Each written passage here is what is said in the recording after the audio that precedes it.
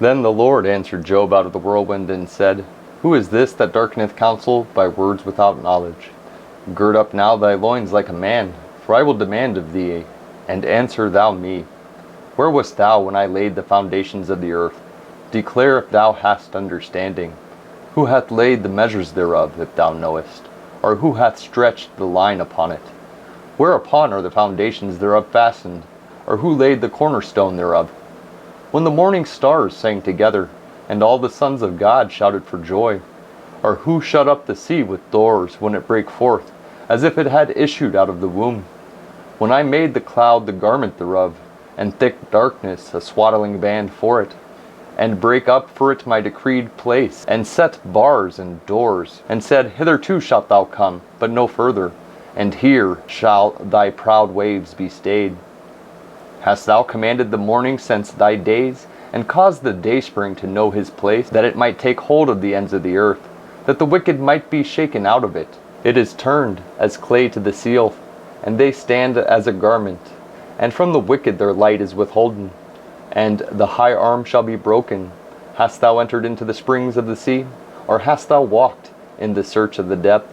Have the gates of death been opened unto thee, or hast thou seen the doors of the shadow of death? Hast thou perceived the breadth of the earth? Declare if thou knowest it all. Where is the way where light dwelleth? And as for darkness, where is the place thereof? That thou shouldest take it to the bound thereof, and that thou shouldest know the paths to the house thereof. Knowest thou it, because thou wast then born? Or because the number of thy days is great? Hast thou entered into the treasuries of the snow? Or hast thou seen the treasuries of the hail, which I have reserved against the time of trouble, against the day of battle and war? By what way is the light parted, which scattereth the east wind upon the earth?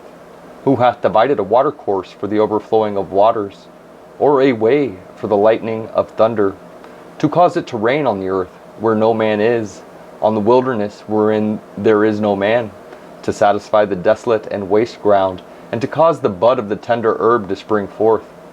Hath the rain a father, or who hath begotten the drops of dew? Out of whose womb came the ice, and the hoary frost of heaven? Who hath gendered it? The waters are hid as with a stone, and the face of the deep is frozen. Canst thou bind the sweet influences of Pleiades, or loose the bands of Orion? Canst thou bring forth Mazzaroth in his season, or canst thou guide Arcturus with his sons? Knowest thou the ordinances of heaven? Canst thou set the dominion thereof in the earth? Canst thou lift up thy voice to the clouds, that abundance of waters may cover thee? Canst thou send lightnings, that they may go, and say unto thee, Here we are? Who hath put wisdom in the inward parts, or who hath given understanding to the heart? Who can number the clouds in wisdom, or who can stay the bottles of heaven?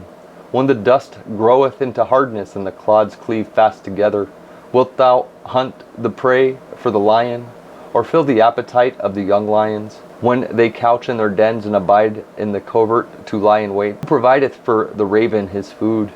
When his young ones cry unto God, they wander for lack of meat.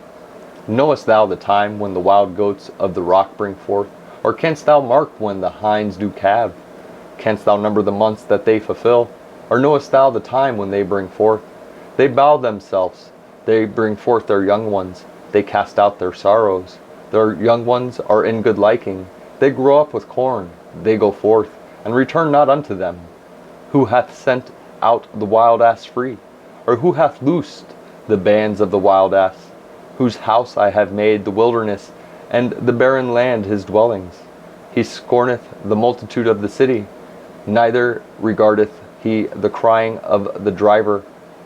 The range of the mountains is his pasture, and he searcheth after every green thing. Will the unicorn be willing to serve thee, or abide by thy crib? Canst thou bind the unicorn with his band in the furrow? Or will he harrow the valleys after thee? Wilt thou trust him because his strength is great? Or wilt thou leave thy labor to him? Wilt thou believe him, that he will bring home thy seed, and gather it into thy barn? Gavest thou the goodly wings unto the peacocks? are wings and feathers unto the ostrich, which leaveth her eggs in the earth, and warmeth them in dust, and forgetteth that the foot may crush them, or that the wild beast may break them. She is hardened against her young ones, as though they were not hers. Her labor is in vain without fear, because God hath deprived her of wisdom, neither hath he imparted to her understanding. What time she lifteth up herself on high, she scorneth the horse and his rider. Hast thou given the horse strength? Hast thou clothed his neck with thunder? Canst thou make him afraid as a grasshopper? The glory of his nostrils is terrible. He paweth in the valley, and rejoiceth in his strength. He goeth on to meet the armed men. He mocketh at fear, and is not affrighted, neither turneth he back from the sword. The quiver rattleth against him, the glittering spear and the shield.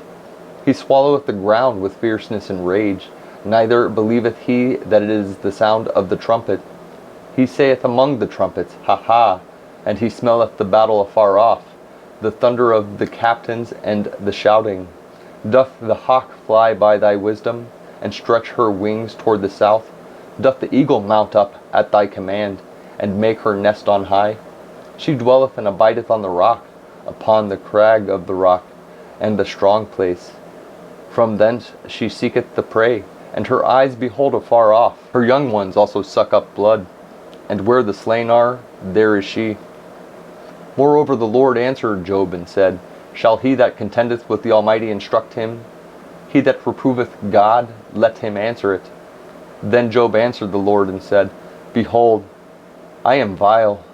What shall I answer thee? I will lay mine hand upon my mouth.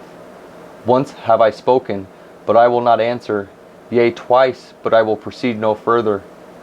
Then answered the Lord unto Job out of the whirlwind and said, Gird up thy loins now like a man.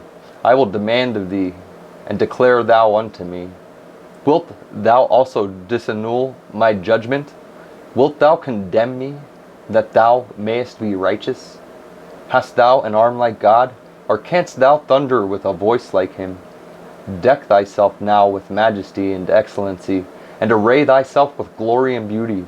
Cast abroad the rage of thy wrath, and behold every one that is proud, and abase him.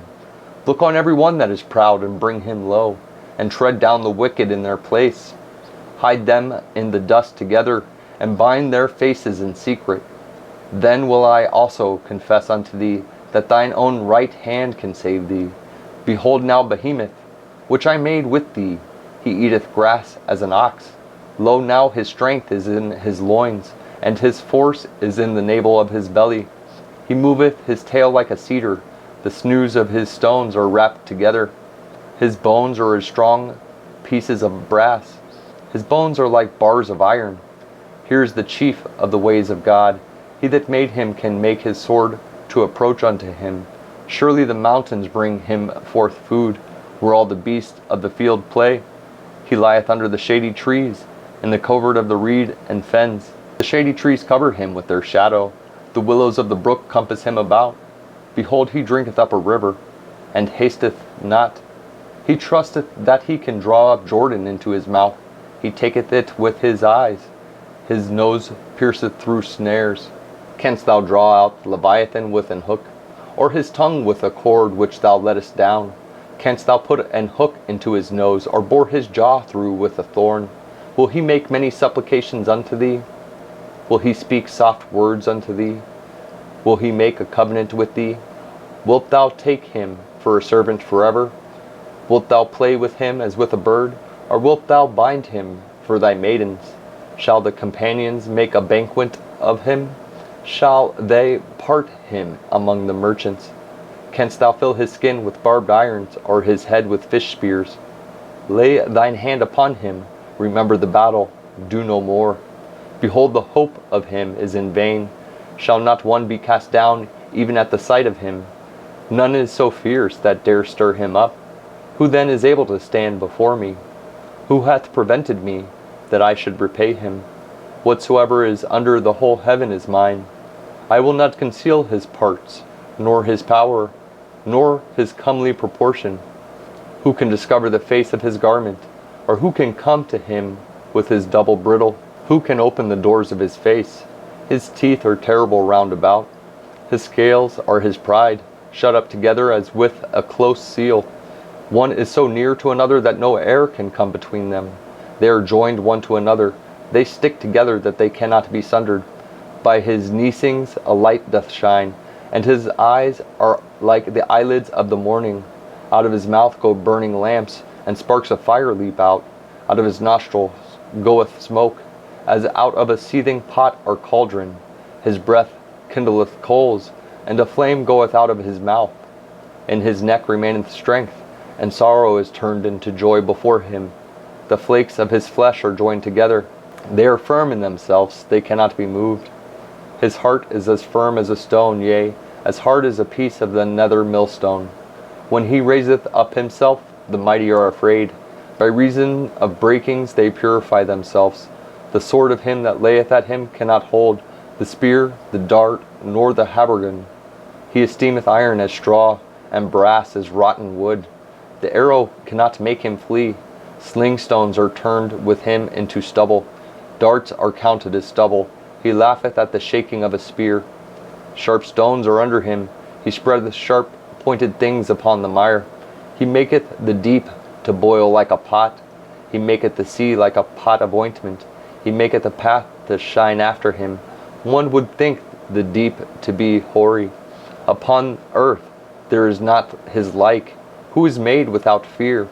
He beholdeth all high things. He is a king over all the children of pride. Then Job answered the Lord and said, I know that thou canst do everything, and that no thought can be withholden from thee. Who is he that hideth counsel without knowledge?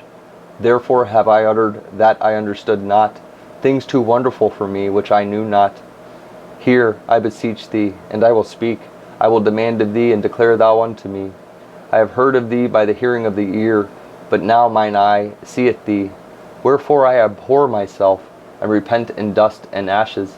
And it was so, that after the Lord had spoken these words unto Job, the Lord said to Eliphaz the Temanite, My wrath is kindled against thee, and against thy two friends, for ye have not spoken of me the thing that is right, as my servant Job hath.